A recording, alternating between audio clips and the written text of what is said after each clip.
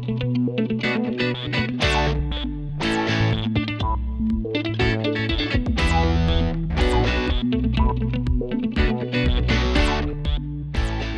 están ustedes? Gusto en saludarlos nuevamente. Hoy en Hablemos de Salud vamos a ahondar en las lesiones que pueden ocurrir durante el confinamiento. Y es que a raíz de la emergencia sanitaria producto del coronavirus, muchas personas están realizando teletrabajo, pero la falta de movilidad, horas frente al computador y además malas posturas pueden ocasionar algunas alteraciones. Para hablar de este tema nos acompaña Ignacio Orozco, kinesiólogo de la Clínica de Kinesiología de la Universidad de Talca. Ignacio, bienvenido. Gracias por acompañarnos. Gracias a ti, Daniela, por la invitación. Ignacio, bien, nuestra rutina cambió completamente, la forma en que trabajamos, en que estudiamos también, y le quiero preguntar en base a eso, ¿cuáles son las lesiones más recurrentes que pueden ocurrir durante el teletrabajo? Mira, durante el teletrabajo, las lesiones que se reportan o que comienzan a reportarse desde este año en publicaciones incluso, se asocian a las posturas estáticas, que son las que clásicamente han conocido los puestos como secretaría o los trabajos más administrativos. Particularmente para quienes, por ejemplo, trabajábamos desplazándonos y en bípedo, ¿ya? O sea, caminando por algún espacio o interrumpiendo posturas, ahora pasamos a estar mucho tiempo sentados. ¿Ya? Y no solo sentados, sino que particularmente no en superficie apropiada. Esto nos lleva a lesiones que esencialmente se vinculan a la región cervical, al cuello, a la región lumbar, que es la columna baja, y en tercer lugar, aunque es medio difícil de creer, al miembro inferior, que son las piernas y los pies, el tobillo, esencialmente, porque el desuso de estas articulaciones finalmente los predispone un poquito más a daño. En primer lugar son a nivel de cuello, en segundo lugar a nivel lumbar, y luego aparecen las de miembro inferior. Y Claro. dependiendo de la tarea específica, pudiesen haber algunas, si es que me toca hacer más tareas de apretar o elevar un poquito más la extremidad superior en la región de hombro. ¿Y cuáles son los síntomas? ¿Cómo nos damos cuenta de que tenemos alguna lesión y no lo confundimos quizás con alguna fatiga o algún dolor? Mira, la verdad es que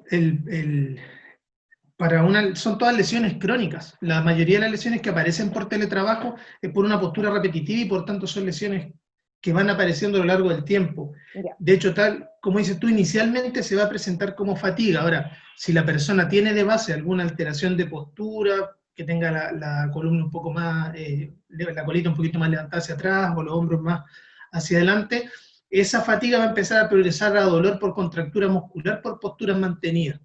¿Ya? Y es precisamente el síntoma principal, el dolor.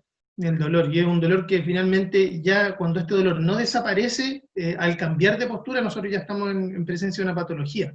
La mayoría de las personas cuentan con condiciones de base que favorecen a eso, como te digo, estas alteraciones de postura. Y eso puede hacer que yo, claro, al cambiar desde una posición, al tener un trabajo, una labor donde yo cambiaba de posición habitualmente o me desplazaba, no me exponía tanto tiempo, por ejemplo, a una mala luminosidad frente a una pantalla, eh, llevar la cabeza hacia anterior y por tanto llevar más tensión a la región del cuello. Pero es esencialmente dolor, no debería parecer un síntoma importante como un abultamiento o inflamación, porque como te digo, son patologías de larga data, son lesiones crónicas en su mayoría. ¿Y a qué edad comienzan a aparecer o pueden afectar en cualquier ciclo de la vida? La verdad es que hasta hace poco lo que nosotros veíamos en clínica era personas más mayores. Por ejemplo, nos enfrentábamos a lesiones por carga laboral y trabajo estático, esencialmente en secretarios de la edad de 50 años y con alto tiempo de ejercicio de la profesión. Pero actualmente también se está presentando en muchos jóvenes que ya poseen alteraciones de postura de base y que presentan esencialmente problemas a nivel lumbar, sobre todo a nivel lumbar. Además que, a diferencia de antes, los espacios en los que se desenvuelven para estudio los jóvenes ya no son quizás los más aptos, y eso hace que la postura que adquieren al estar sentados sobre la cama o superficies más complacientes los lleve a una sobrecarga muscular. Mientras más inestable es la superficie en la que yo estoy sentado, por así decirlo, más esfuerzo tengo que hacer yo para mantener mi postura estable. Y eso hace que este músculo vaya trabajando un poquito más y aparezca esta lesión. Entonces no sería extraño que un alto porcentaje de estudiantes actualmente incluso cerca de los 20 años, presentara bastante dolor. Perfecto. Es importante lo que menciona porque podríamos pensar que se da en el teletrabajo, pero también les puede afectar a los estudiantes, la mayoría con clase online. Entonces, también deberían tomar algún tipo de recomendación, o sea, adoptar algún tipo de medidas para evitar este tipo de lesiones. Sí, exacto, exacto. O sea, por la experiencia que nosotros tenemos en clínica, de hecho, habitualmente nos llegan estudiantes con estas alteraciones, de algunos de ramas más específicas como derecho, por la cantidad de lectura, o odontología, de repente por las posturas que adoptan. Desde la perspectiva de los docentes, claro, pues muchos vamos a empezar a desarrollar estas alteraciones esencialmente por lo que implica el pasar una alta cantidad de horas en una misma posición. Antes el trabajo administrativo era solo parte de, pero a lo largo de, yo diría a lo largo de todo el ciclo vital, desde la etapa estudiantil en adelante lo podemos visualizar. Claro. Más común sí en gente de edad más avanzada, porque como son patologías crónicas, usualmente este pequeño dolor de hombro, dolor de cuello o dolor lumbar que tú hiciste cuando tenías 20 años no lo tomaste en cuenta, pero ocurre esto que te reporta el paciente que esperó que se le pasara solo y finalmente nunca se dio. Y eso es lo que nosotros vemos, por eso igual podría ser un poquito más frecuente en nosotros, digamos, o los que son un poquito más mayores que nosotros. Entonces debemos estar atentos a algún dolor, fatiga, no hay que dejarlo pasar. ¿Cuándo es necesario consultar? En realidad, bueno, en algún punto vamos a entrar, me imagino, a la pausa activa, pero si Mm. el dolor o la sintomatología no desaparece cuando uno quita el estímulo, eso debería ser el indicador de consulta. La mayoría de los casos que tienen que ver con quienes, bueno, en realidad con cualquier disciplina del área de la salud, la persona va a consultar cuando ya ve imposibilitada su función. Entonces, naturalmente, uno va a cambiar su postura, va a cambiar el lugar en donde está, eh, cambiando ya la altura o apoyando un poquito más las manos, y eso debería ceder, a lo mejor no hoy, a lo mejor mañana. Eso tendría que ser el primer indicativo, el primer indicador a consultar. Y lo otro es que apareciera cualquier síntoma ya que es extraño. No sería, hay patologías bastante frecuentes como el síndrome piramidal, por ejemplo, que se genera dolor quemante en la región glútea, que ya se expande a otra zona del miembro inferior, o, si es, o a nivel cervical, que pudiese ser alguna inflamación de la articulación de la columna vertebral, que ya pudiese dar dolor a otras zonas. Si ya empieza a aparecer dolor referido, quizás sería pertinente que consultar especialista porque eso implica que ya no es solo una pequeña fatiga local o una contractura muscular que se pasa con un masaje, sino que tenemos que empezar a trabajar desde las condiciones de base para poder corregir. Y que también es altamente probable que esa persona tenga algo más, ¿ya? Que simplemente se gatilló con esta carga repetitiva excesiva por teletrabajo. Perfecto. ¿Y cuáles son los tratamientos más frecuentes para lidiar con este tipo de lesiones? De lo que publican, esencialmente, bueno, y en realidad no es algo nuevo, tiene que ver con la pausa activa. Ahora, es una pausa activa que implica el cambio de actividad, implica activación muscular y un aumento esencialmente de frecuencia cardíaca. Nosotros, al estar estáticos, desactivamos la mayoría de nuestro sistema, esencialmente del tronco hacia abajo.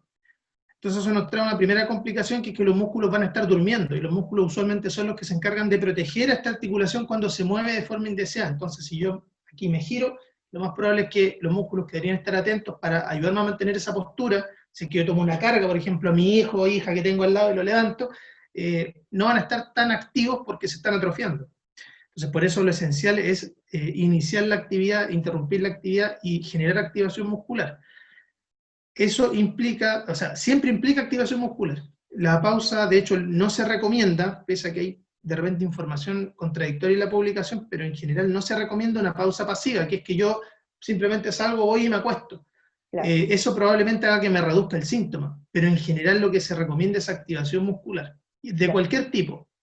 Bueno, más adelante vamos a estar hablando con más detalle lo que son las pausas activas, con qué frecuencia realizarlas además. Pero antes le quiero preguntar sobre las condiciones en las que trabajamos, porque Es importante también conocer el lugar que tenemos o adaptar un lugar para trabajar en nuestra casa o para estudiar también, dependiendo de las condiciones en las que nos encontramos. ¿Qué se recomienda en este caso? ¿Cómo adaptamos o modificamos ya? Porque son varios meses los que muchas personas llevan trabajando y estudiando desde sus casas.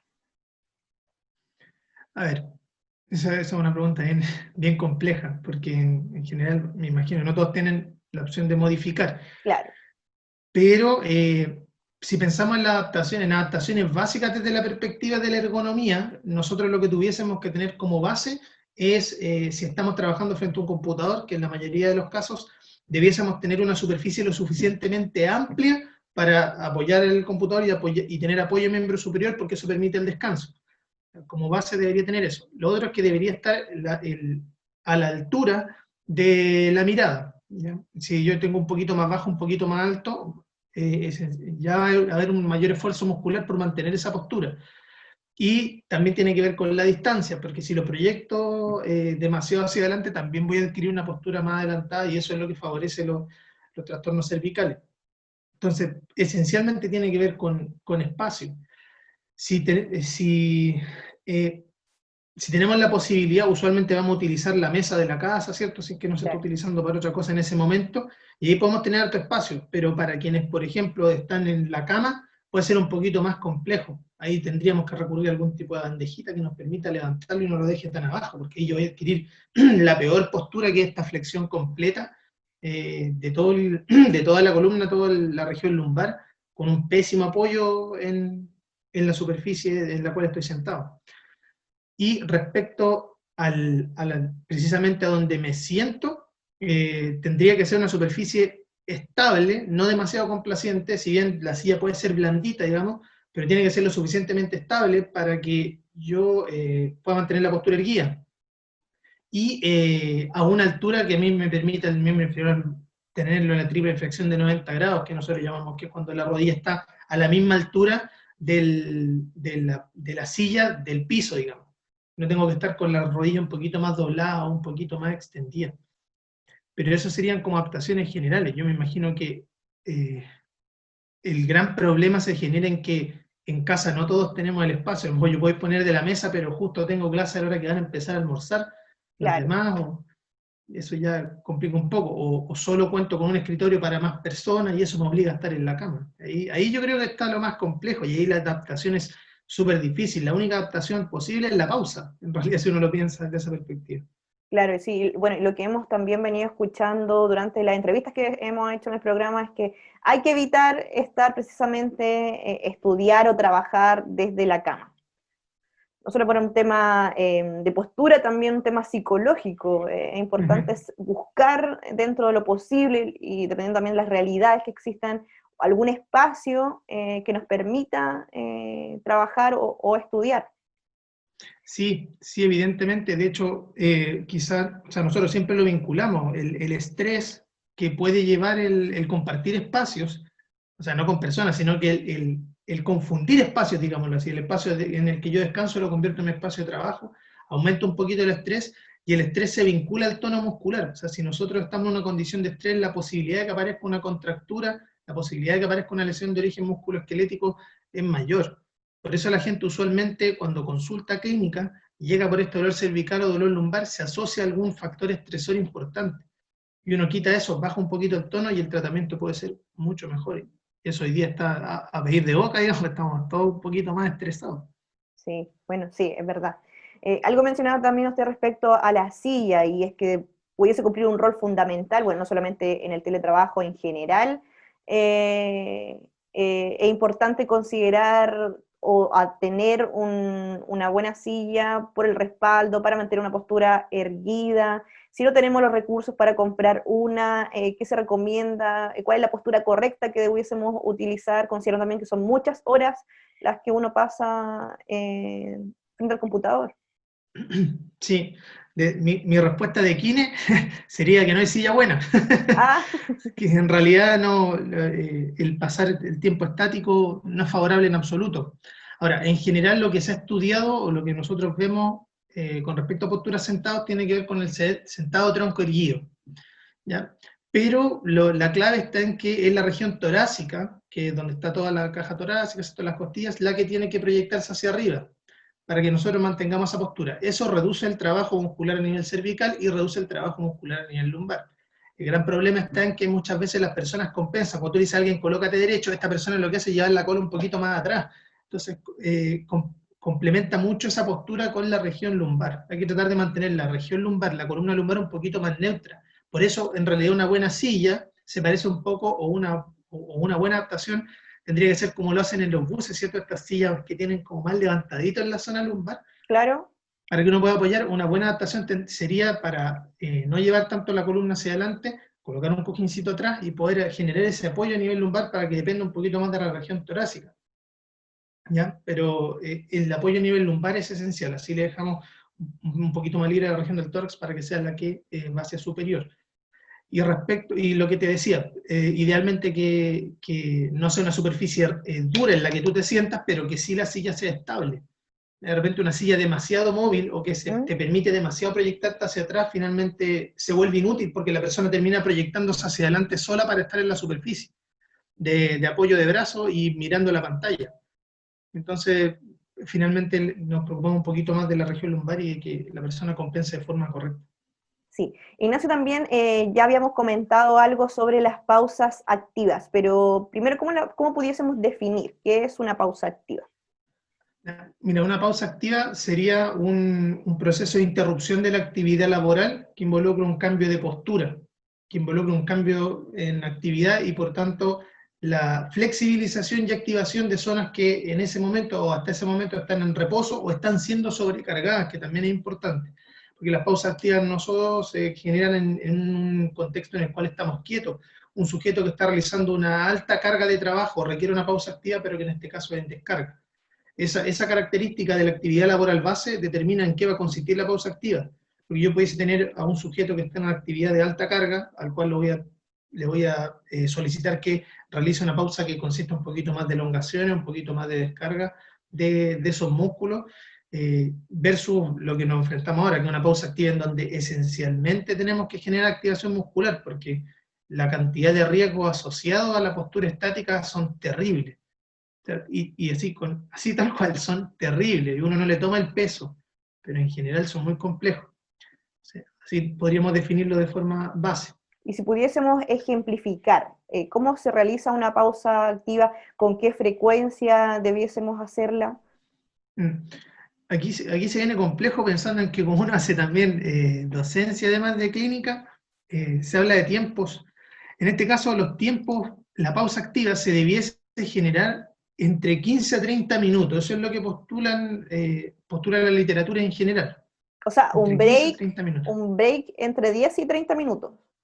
No.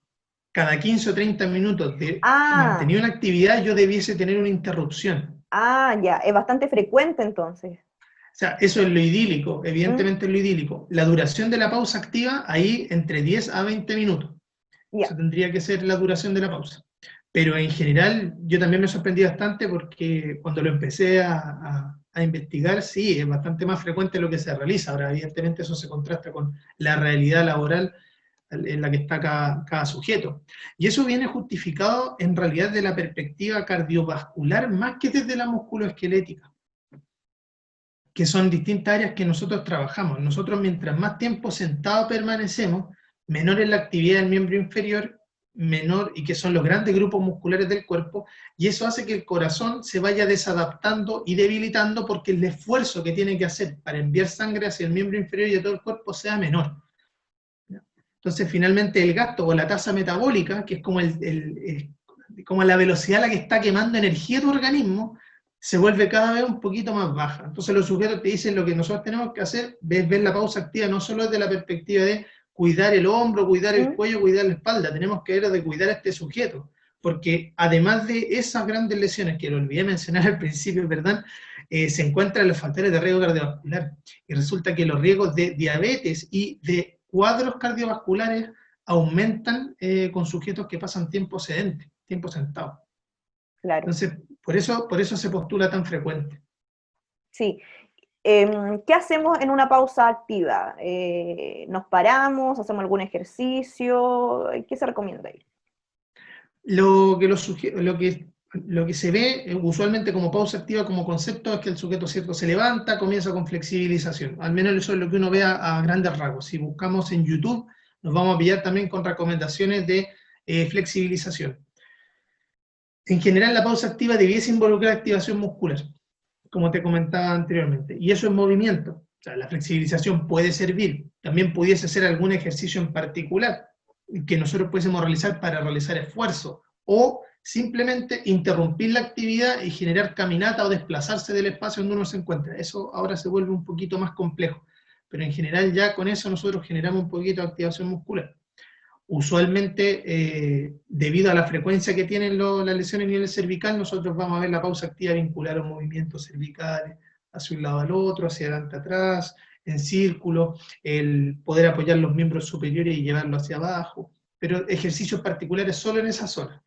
En Bien. general, se debiese involucrar también el miembro inferior y ponerse de pie. Por nada del mundo la pausa activa debiese ser cambiar a otra posición estática, porque eso ya eso se considera una pausa pasiva. Y pese a que se ha vinculado bien al descenso de casos a nivel musculoesquelético, mi columna quizás va a descansar, mi cuello, sobre todo si lo apoyo en una almohada, no soluciona este otro elemento, que en este momento, con el nivel de estrés que tenemos, se vuelve complejo. Cardiovascularmente un sujeto está mucho más en riesgo. Ya, súper importante entonces ahí lo que menciona. Hay que considerar estas pausas activas, ya sea trabajamos o estudiamos, hay que hacerlo. Y tener conciencia también de lo que involucra esto. Sí, Ignacio, vamos a hacer una pausa súper breve y ya vamos a seguir hablando sobre las lesiones, sobre las pausas activas y mucho más en Hablemos de Salud. Vamos y volvemos.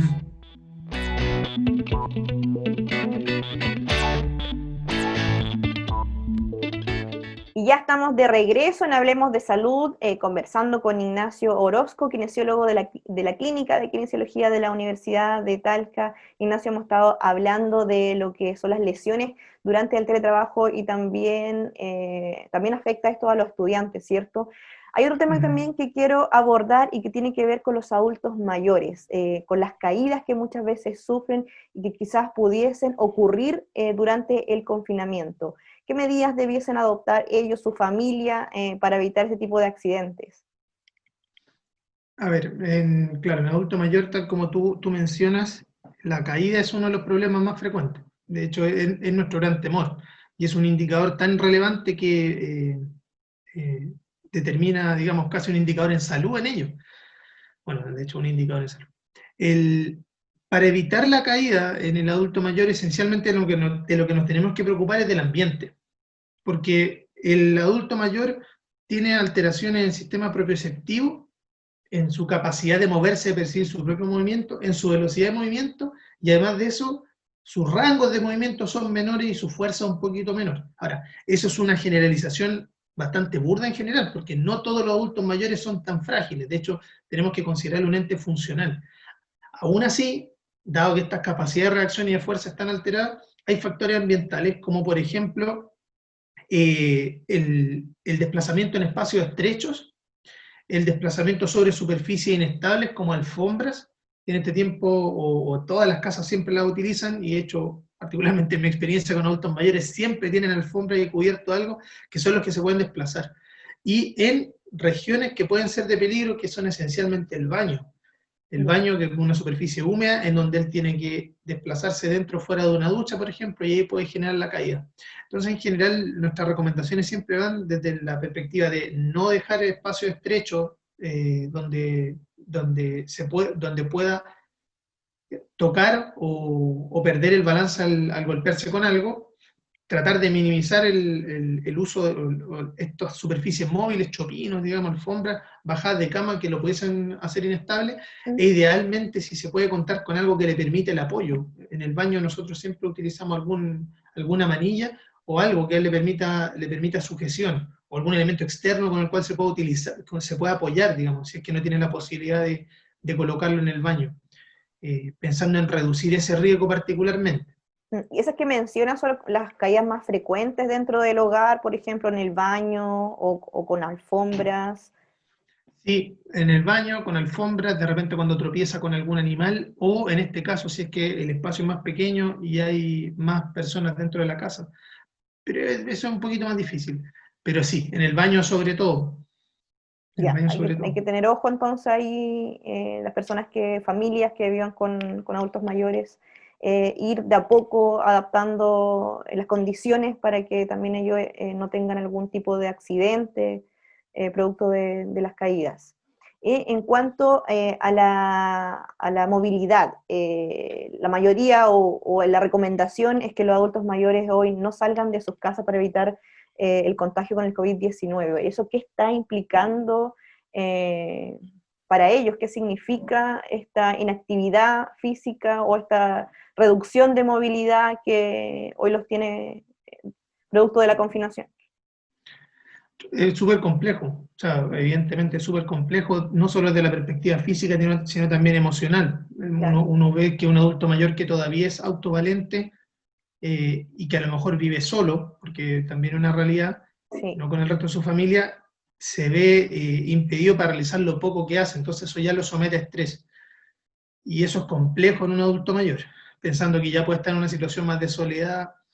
Y con respecto a la inmovilidad, terrible, porque nosotros, de hecho, como quienes, siempre, bueno, y todos los profesionales de la salud en realidad, apuntamos a que el adulto mayor sea cada vez más activo. Un adulto mayor que se mueve más, que camina más rápido, que es más autovalente, es un adulto mayor más sano y con una mejor calidad de vida, ¿ya? Que se contrapone mucho a la imagen que tiene la sociedad chilena actual en general del adulto mayor, que lo ve con mucho más fragilidad de la que realmente puede tener, que por eso también es relevante que él haga ejercicio y se mueva.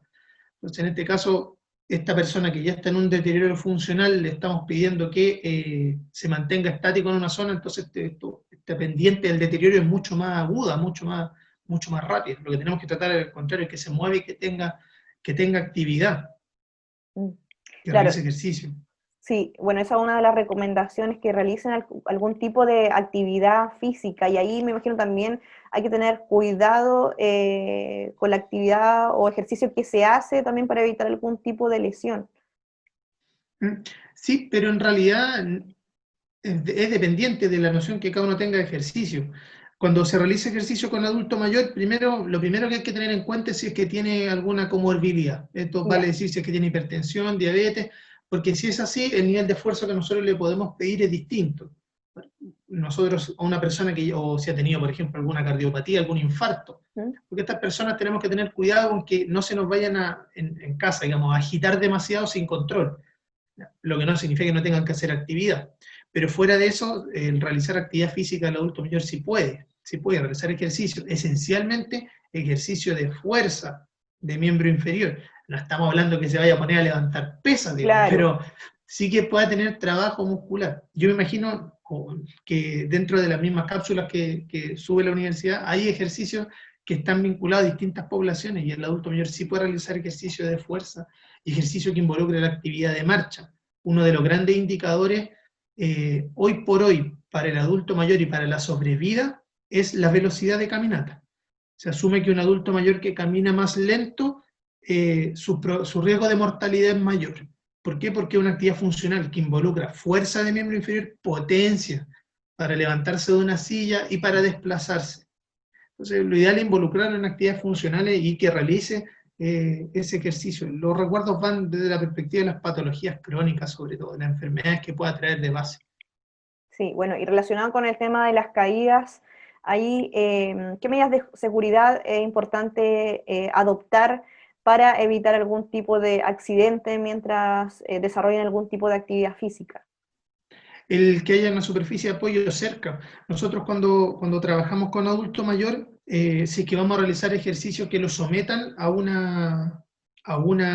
inestabilidad, porque que tenga que caminar más rápido, usualmente lo acompañamos o le permitimos el desplazamiento cerca de alguna superficie, alguna paralela, estamos en la clínica, de la cual se pueda asir en el caso de que sienta que se siente inestable. O cuando realizamos ejercicio en estático, por ejemplo, si vamos a hacer ejercicios tipo sentadilla o ejercicio donde levanta una pierna y luego la desciende y luego levanta la otra, lo hace con alguna silla, alguna superficie a la cual se pueda apoyar enfrente. Ahora, con el tiempo, si es más funcional, va a poder desprenderse un poco de eso, pero es como por seguridad sobre todo.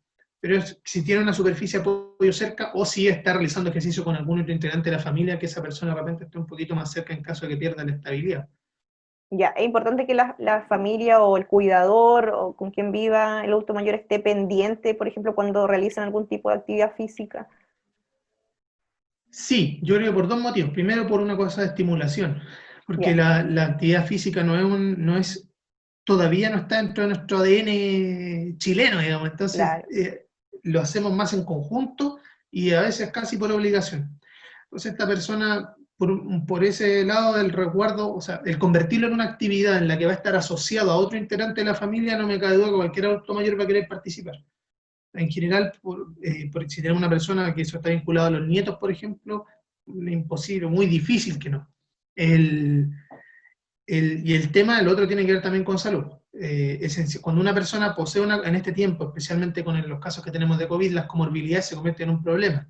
Mm. Entonces ahí lo que hay que estar atento es a que la persona no tenga un alza de presión demasiado alta, no se agite demasiado, que finalmente pudiese ser un problema si es que está realizando ejercicio. Ahora, más problema sería que la persona no realice ningún tipo de actividad porque cae en este mismo ciclo en que nos sentamos y finalmente nos empezamos a deteriorar. Un elemento relevante, sí, dentro del ejercicio dentro del adulto mayor, si es que realiza actividad, ¿cierto? Y realizamos alguna serie de sentadillas, por ejemplo, no sé, por alguna actividad de equilibrio o de marcha, es que tenga una buena hidratación.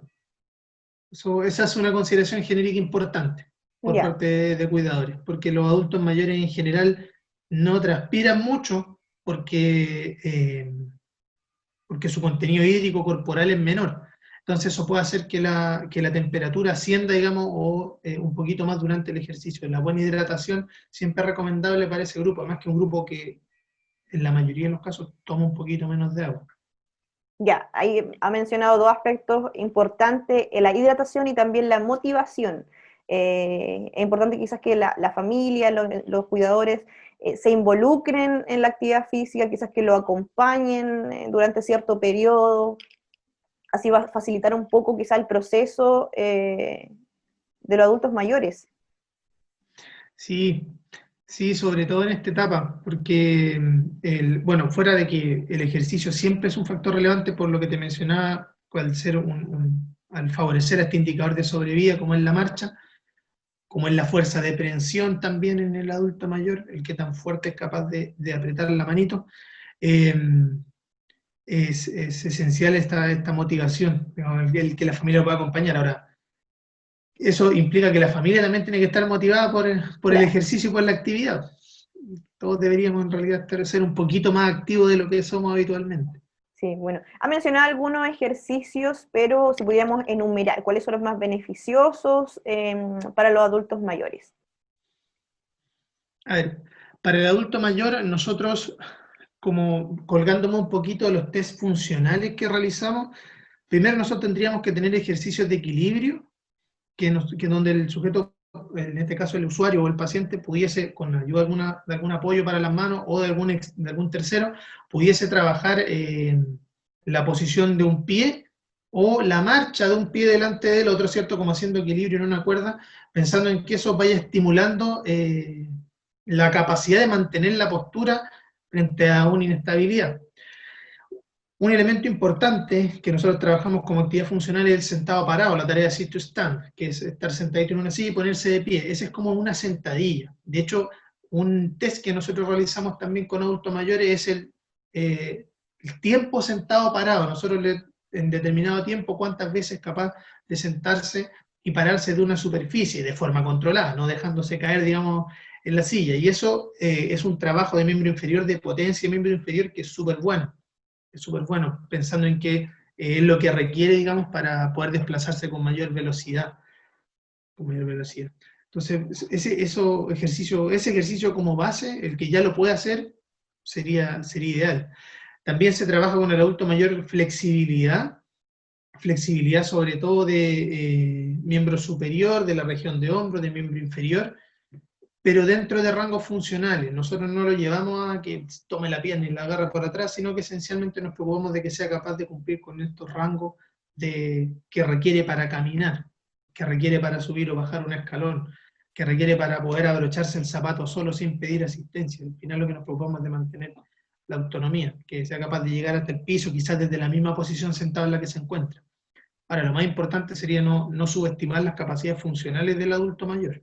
Claro. Que uno muchas veces, cuando ya conoce la condición de fragilidad, qué tan expuesto está al riesgo puede calcular más o menos. A lo mejor la persona, si ya camina sola, si ya se desplaza sola, nosotros le podemos pedir un ejercicio un poquito más demandante. Claro, sí. Y en general los adultos mayores realizan ejercicio o es una minoría el que finalmente hace algún tipo de actividad. ¿Cuál es la situación? Esto es como la pregunta que se hizo viral el otro día, ¿no? Y la respuesta honesta, no sé. Pero lo que nosotros vemos en clínica habitualmente es un adulto mayor que no realiza actividad física. Es un adulto mayor que no realiza y que nunca realizó, porque llegó a ser adulto mayor siendo dueña de casa, donde su labor era la crianza, y hoy llegó a ser adulto mayor en su actividad laboral. Nos toca atender más mujeres adulto mayor que hombres en general, por una cosa de conciencia en salud y de sobrevivencia, pero no realiza mucha actividad física. Ahora, como te digo, esencialmente no, porque no se le da la oportunidad, porque carece de la motivación, porque ya dentro de la clínica nosotros sí conseguimos que realice actividad. Claro. No desconozco el valor, o sea, la estadística específica. Claro, Mi sí, apuesta pero iría porque no tanto. sí, un diagnóstico finalmente generalizado, porque nuestra sociedad tampoco, en Chile tampoco realizamos tanta actividad física, probablemente los adultos mayores tampoco lo hagan. No, y si la realizara, nuestro índice de obesidad no sería tan alto. Claro, así es.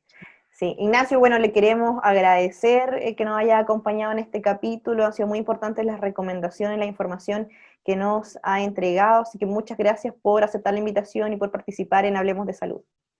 No, gracias a ti, Daniela. Evidentemente uno le gustaría aportar con más especificidad, pero son instancias más cortitas. Así que espero que sea de utilidad para nosotros, para la población en general y los poquitos consejos para este difícil contexto que nos está tocando vivir ahora a nivel mundial y nacional. Así es. Y a ustedes muchas gracias por acompañarnos. Siga junto a la programación de Campus TV y nos vemos en un próximo capítulo.